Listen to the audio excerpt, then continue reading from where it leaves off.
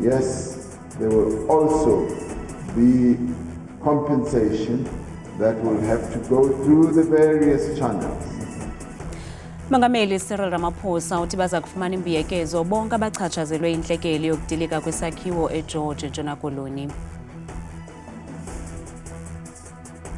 Babanjiwe abarhanelwa ababini kwisiganeko sokubulawa kwenkwenkwane yaseSoshanguve ePitoli uDitebugo Phalane ukanti kwisiganeko ezohlukeneyo kwiphondo laKwaZulu-Natal mapolisa abulala abarhanelwa abathandathu.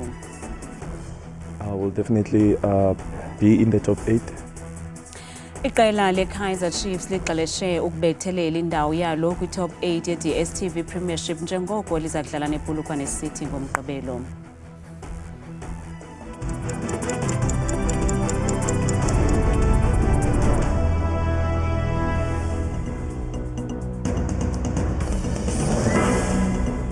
Sinamkele kwindaba zethu ngokuhlwanje Ndaba Ndodwa Ndaba Nophumza Sikhumba noyitoliki yolwimi lwezandla Bhotani Mzontsundu.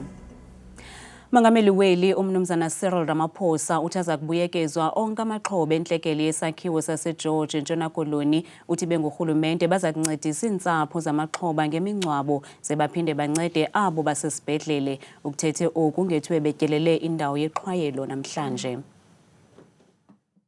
Umongameli weli umnumzana Cyril Ramaphosa namhlanje utyelele indawo yentlekele yaseGeorge nesube imiphefumlo engama-33. Umongameli uthethe neentsapho zamaxhoba wathi urhulumente uza kubenzela onke amalungiselelo womngcwabo. Ukanti umongameli uRamaphosa uthi iintsapho zamaxhoba ziza kufumana imbuyekezo kwaye baza kuncedwa nabo basesibhedlele. So I want you to be rest assured that we are going to do everything we can to make the situation a lot better and a lot easier. Yes, there will also be compensation that will have to go through the various channels of our various institutions, so that because this was a work situation, everything has to be looked at to see the extent to which the compensation that can be made available is made available. Umongameli Ramaphosa uthi urhulumente uzoqinisekisa ukuba usebenzisana namazwe wangaphandle nanjengoko amanye amaxhoba kule ntlekele engabemi baseMalawi, eZimbabwe, eLesotho naseMozambique. Umongameli uthi kuza kwenziwa uphando mayela nokudilika kwesi sakhiwo saseGeorge. Of course, there must be accountability. So investigations are underway, and they are going to cover every aspect that has given rise to this disaster. So we will make sure that we leave no stone unturned. Esi sakhiwo sadilika sinabantu abangama-81 ababesebenza ngethuba kusehla elilishwa. Amapolisa abambe avalela abarhanelwa ababini nabo yanyaniswa nesiganeko sokubulawa kwenkwenkwane neminyaka 5 ubudala uDitebugo Phalane Jr. nodutyulwe wabulawa ngethuba kwakuqweqwediswa isithuthi sikatata wakhe eSoshanguve ePitoli kwiveki ephelileyo. Ezi ndaba zivakaliswe ngumkomishina lamapolisa kwiphondo laseGauteng uNjengele Thomi Mthombeni ngale ntsasa, kwaye uthi kusekho abanye abarhanelwa baza kubanjwa ngokwayamene nesi siganeko. Isiganeko sempelaveki edlulileyo sokubulawa kwenkwenkwana eneminyaka 5 ubudala yaseSoshanguve uDitebugo Phalane sashiya uluntu luvutha ngumsindo ngokuqatsela kolwaphulomthetho ingakumbi ukubulawa kwabantu kweli. NgoLwesibini wale veki umphathiswa wamapolisa umnumzana Bhekicele utyelele kulo mmandla nalapho avakalise ukuba umisele iqela elikhethekileyo lophando ukukhawulezisa uphando ngale nyewe. Ngenene ke olo ngenelelo ngathi lizele amathokazi kuba sele benqakulwe abarhanelwa ababini. In one of the location in the house, the suspect was found in possession of an unlicensed firearm. In the other location, we also found the suspect not too far from the crime scene or proximity to the crime scene, where we arrested also the second suspect in possession of unlicensed firearm. uNshangele Mthombeni uthi kungoku nje abakwantsasana baphansi phezulu bekhangela isithuthi eso saqweqwediswayo ngethuba kubulawa ledyongwana kwaye uthi baninzi abaseza kubanjwa. Currently, the vehicle which was robbed, we are having the leads following it, and we have not yet recovered the vehicle, as I'm indicating that there are more suspects on which we are working on. Bazingomba isifuba ke abakwantsasana kwaye ngomzimba ungenaxhala bathi baqinisekile ukuba babambe abantu abangabo. We are confident that we have in these right suspects, and the investigation is proceeding. Ukanti abakanelwa kulindeleke ukuba bavele enkundleni kungekudala. Kentseni namhlanje amapolisa adubule abulala abarhanelwa abathandathu kwiziganeko ezahlukeneyo KwaZulu-Natal. Isine sabanqevu sibandakanyeka kumatyala aliqela okuphangwa kweemoto ezithwala imali kweli phondo. Yaye kungoku nje kutyalwe amaqela amapolisa azakulwa nalo mkhuba. Umkomishinari wamapolisa KwaZulu-Natal uNjengele Nhlanhla Mkhwanaze uthi kutyalwe amaqela amapolisa aza kujongana nalo mkhwa ephondweni. Kube khona ukudubulana emaphoyiseni esigebengu ekade sicashela kule ndawo yakaXimba la sikuyona eKhampadani namhlanje. Lezi gebengu bekuyigebengu ekade sizifuna ekade siloke sizizungeza. Ziqhamuka ngasempangeni iningi lazo. Zenza ubugebengu lokuntshontsha imali, zibhoma imoto zemali, zithatha imali, zidubulane namaphoyisa, zidubulane nama-security. Igebengu nje ezisatshwayo zingozi ngempela besizifuna. Kodwa ukusebenza kwamaphoyisa akusizile namhlanje ukuthi baze bazofika la. Amaphoyisa engasebenzi kodwa esebenza nomphakathi owona okwazela ukuthi usinike information ukuthi kungathi bakule ndawo ngala. Kambe omnye wabahlali uvakalise ukothuka ngesisiganeko njengoko isithi ibingabantu abasebenzayo nabe beqhele ukuhamba naye xa besiya empangelweni. Ngithukile. Abantu laba ababukeka bethembekile ngendlela isimangaliso. Bengiba transporta ngibayise emsebenzini ekseni ngo6 ngibalande ngo5 ntambama. Bengasoli lutho. Kusenjalo kwalapha KwaZulu-Natal kudutyulwe abanye onqevu ababini eClearwater kumazantsi eTheku. Police had been investigating claims by the community that there is a group of men that's terrorizing them, extorting money from them and so forth. And they received intelligence with regards to the identities of the two men. When police officers breached that room in the hostel, they were met by gunfire. During the shootout, 2 suspects were fatally wounded. On that scene, also police recovered 2 9mm pistols. Amapolisa kweli phondo azimisele ukuthi gqolo isomeleza ingalo yomthetho ngokuqinisekisa ukhuseleko kwanokuncothula neengcambu ulwaphulo mthetho yaye awazukuhleka nanye kwezihlekisayo kubaphula imthetho abanika amapolisa umngeni. Umphathisa amapolisa umnumzana Bheki Icele usivule ngokusesikweni isikhululo samapolisa eMakhaza eKhayelitsha eKapa. Urhulumente uchithe i23 million rand ukwakha esi sikhululo efezekisa isithembiso seminyaka engama-20. Sele kuphele into ephansi ukufikelela kweminyaka engama-20 susela oko safunyanwa isiza sokwakha isikhululo samapolisa eMakhaza eKhayelitsha. Ukanti nangoko isakhiwo sethutyana singakhiwanga ngodaka, uluntu lwaseMakhaza luza kukhuselwa ngamapolisa naza kujikeleza iiyure ezingama-24 kule ngingqi.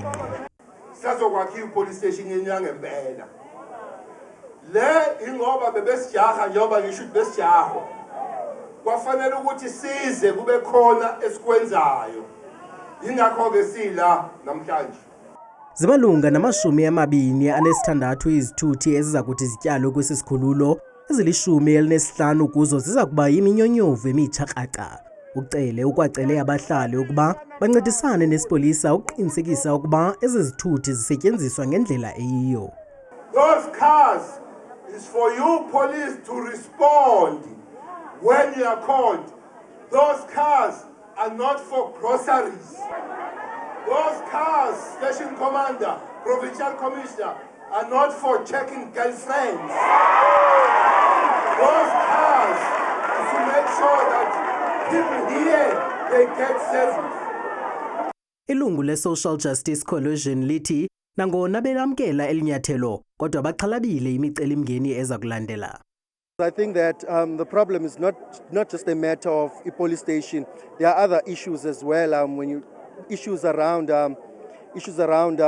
fewer resources in police, fewer detectives. I mean, those were part of the findings of the Khayelitsha Commission of Inquiry, that there were fewer detectives. That detectives were given in army task that they could barely handle, with one detective handling more than 500 cases. I mean, so those are some of the challenges that are going to even continue even with this police station. Ucele uthi enye yezinto ezinokuphelisa ubukrelemnqa kulamandla kukusebenzisana kwamasebe karhulumente ukudala imisebenzi. Inkundla ephakamileyo yaseMgungundlovu KwaZulu-Natal bimamele isicelo senkosana uMbonisi Zulu sokuba ikumkani yesizwe samaZulu kumkani Misuzulu kaZwelithini ingavunyelwa kuba isebenzise imali yeIngonyama Trust kulamadabi enkundla ejengene nawo. Namhlanje sikubonile okwenziwe inkantolo ukuthi inkantolo ivumelene nabatwana bendlu kaBhusha ukuthi uNkosi uMisuzulu oNgonyama uMisuzulu owamanje akavumelekile ukuthi leli cala leli liqhubeke ukuze inkantolo izokhipha isinqumo sokuthi kufanele na ukuthi asebenzise izimali zeNgonyama Trust ukulwa izimpi zakhe zokuhlala esihlalweni sokuba isilo samaZulu. Inkantolo ivumelene nabatwana bakaBhusha ukuthi lokho kwenzakalayo udaba okufanele ukuthi lubhekwe inkantolo ukuze lizosinika isinqumo sokuthi kuzoqhubeka kanjani phambili. Appointing a prime minister, installing amakhosi, ensuring that Ngonyama Trust functions, those are the functions of the king. And our view is that the king is legitimately on the throne. And the argument by Prince Mbonisi, because this is the 9th court case that he is bringing, arguing the same thing, using different courts. Ziliqela izindlu ze-RDP eMpuma Koloni ezishiywe esithubeni zengagqitywanga ukwakhiwa iphakathi kwelo nani nekamakhulu uxoliswa Jamjamo na-75 esidla amazimba nophila nokukhubazeka wakungolo elibode kweliphondo. Ukanti indlu leyo ikhe yantlithwa zingqwithela zehlobo ngo-2018 kwasiphuka uphahla. Uceba walo mmandla uxelele uNtsiki Noyiya weendaba zethu ukuba umakhulu wakhelwa enye indlu sithetha nje. Uninzi lweentsapho kulommandla wakungolo likwilungelo lokuxhamla kwizindlu ze-RDP. Umakhulu uxoliswa Jamjam waba kuluhlu oluphambili kuthiwa jize ngendlu ye-RDP ngo-2008 ngethuba sele irhubuluza xa ehamba ngenxa yento athi yaqala iluchwane ngo-2002. Indlu yakhe kungoku nje iyanetha ngumkhenkce ebusika futhi ayizange ityatyekwe ngodaka lwesamente. Inkqwithela nazo zezenzela ngo-2018 kodwa waphinda wazilungiselela ngemali yenkamnkam. Le ndlu yabethwa ngumhlekazi apha ngo-2018. Umaceba yengumantantana uZuko. Kunangoku ayikahoyeki le ndlu kunangoku. Andikho nto ndihoywe yona apha. Le ndlu bisaqalisa ukwenziwa apha ndibona imila ndazi uba kwenze njani usathana wantoni na. Ndaba ndenzeni na kuThixo. Ndiyacela ke ukubana kanike ndinincedeni. Bandixaki uba mandithini na mna. Nindenzele icebo ukuba ndilunge. Ningayibona le ndlu ndihlale kuyo apha. Kungena le mimoya kuzima imimoya kaJuni apha. Ndiphandle apha mna. Xa isiya kwindlu yangasese uyarhubuluza kuba indlu yakhe ayizange ilungiselelwe umntu onjengaye kwantlandlolo kwa amanzi okuhlamba izandla xa ibuye ethafeni uyawathenga. Namanzi apha kudala ndiwacelile kulo cebo ukhoyo wathi azofika kule veki phelileyo. Kuphela naleni veki ngoku akayezi amanzi itanke lami lomile apha ndidinga amanzi kufuneka ndithenge amanzi mna kuphela la ngoku bendiwathengile amanzi noba kufuneka kude ndithini na funa ndife qha mna ndingakhange ndikhamle kwanto. Mamposa Jamjam ngo-2018 wamkelwa yindlu ngoku singumasipala seNyanda siyazama into yokokuba simakhele indlu izakhiwa yicontractor ekuthiwa yiNate Construction. Ngoku ikwistage sokokuba simenzele islab kodwa sigqityiwe islab kulindwe nje i-engineers isithathe zibonise into yokokuba sirayithi into yokuba konyiswe ibhotolo. Sisilapho ke kwicala lamanzi uMamposa Jamjam siye sithi gqolo ukumncedisa ukufakela amanzi etankini yakhe kodwa apha evekini singakamfakeli ngoku ufowunile into yokokuba aphelile amanzi. Umakhulu uqasha nkqu nomntu wokumqhuba ngesitulo esihambayo xa isiya edolophini, nto leyo emtyabulayo ngokwasepokothweni. Umakhulu Jamjam utyhola ngelithi esisiza sekunene kum sineenyanga ezimbini sombiwe yaye ngokwembonakalo le ndlu ye-RDP ayizuba nalo igumbi langasese ligungxulwayo elilungele umntu okhubazekileyo. Loo nto ithetha ukuba usazarhubuluza ukuya kuzikhulula ethafeni kuba indlu yakhe yangasese yonakala ngopewula. Kwiindaba zethu kuChannel 163 ngokuphathelwa yiNewsroom Africa, ndinguntsiki Noyiya kuNgolo Elibode. Iqela le-Kaizer Chiefs isedabini lokulwela kuba kumaqela phambili asibhozo ekupheleni kwale season, nanjengoko eli qela lihleli kwindawo yesibhozo sithetha nje kwaye kuzafuneka liyiphumelele yomibini imidlalo yalo eseleyo ukuqinisekisa ukuba liyahlala kwi-top 8. Amakhosi angquzulana nePolokwane City kwibali FNB ngomgqibelo. Amakhosi adlala umdlalo wawo wegqibela ekhaya ngomgqibelo xa esamkela iPolokwane City. I-Chiefs khange iphumelele kwimidlalo yayo emithathu edlulileyo kwaye iya kulo mdlalo ikwindawo yesibhozo ina-35 points kwaye abadlali bathi baqule baligangatha ukulungiselela lo mdlalo. We prepared very well. We did our analysis. I believe that we'll go out there and perform very well because we know the importance of this game. uKevin Johnson uthi amakhwenkwe akhe ayayazi into ekumele ayenze kulo mdlalo. So the mood in the camp is a little bit higher than it was before. I think the players realize that the game on the weekend against Polokwane is more than 6 points. It's our last home game. Ingaba kufuneke enze njani amakhosi ukuze abethelele indawo yawo ku-top 8? Akanikezela abafana ithuba ngoba sesibonile ukuthi bona labadlala ekuthiwa banesipiliyoni abenzi lutho. Ngakho vele uthembe bona laba abancane ngoba okungenani bona basenokulangazelela basenokulamba basafuna ukukhombisa ukuthi yini abayiphethele iKaizer Chiefs.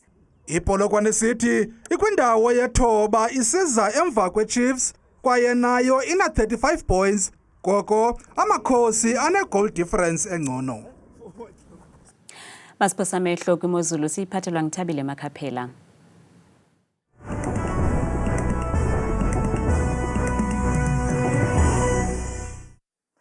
Ndibabe ngazibini kuwe mamqwathi edesikeni enkulu. Ideska kaloku yeyendaba bethu lapha ekhaya nam ndiyakwamkela kwelam kaloku iqonga elikhulu iqonga lemozulu. Mna ke ndikuthabile Makhaphela uMamthembu. Namhlanje lakobso yenje nje imozulu. Sivula ke bukele ekhaya ngokuphalwa ngokubanzi kaloku ukutshisa imvula nemimoya kaloku nemvula kakhulu kuwo wonke nje uphela uMzantsi Afrika lapha kumantla futhi zibiko kakhulu ezodudu bapha ko Friday ekuseni phaya bevuka kaloku ngelashumi kuphole kamandi qabaqaba nje abafu phaya ke bukele phaya ngokuhla futhi kaloku pha kuBazantsi futhi kofer njengehleke ekuseni kuyabanda ngesithandathu bevuka kabandi futhi usuku embukeli ngelanga lihlabile umhlaba phaya ku-27 degrees amaqondo wakho wona phansi naphezulu. Sivula bukele phaya kaloku eMpuma Koloni indawo esiphala phaya eMthatha kwasekuseni futhi go-11 degrees akhona lo mafu ku-25 degrees. Xa sithi chuke sihlabele mgabatsho kaloku umedia apha eMzantsi Afrika elo phondo laphaya eFree State njengapha kwincambi yeli phondo umzekelo bukela apha ekhaya pha kaloku eVelkom go-11 degrees phaya ekuseni kuyatshisa kuphole kamandi futhi ngamashumi mabini nje ekhatshwa sisithoba.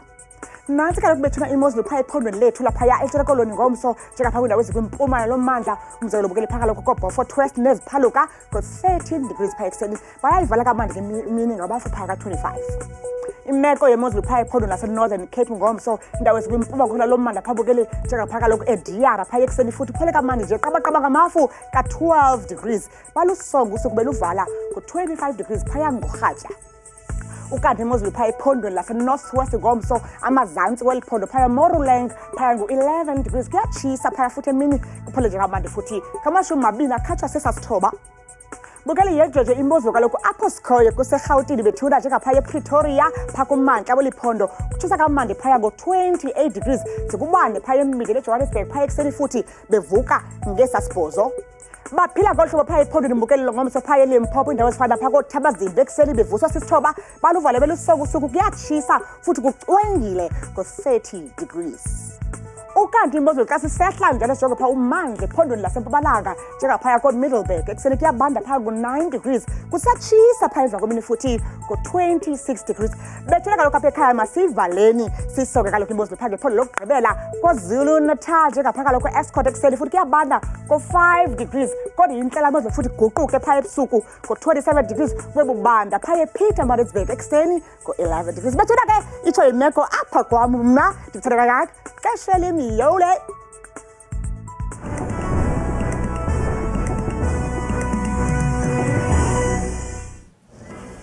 Bukela ngafumana la manqaku namanye kwiqonga lethu le-YouTube @indaba zethu 163 kamnandi mawethu.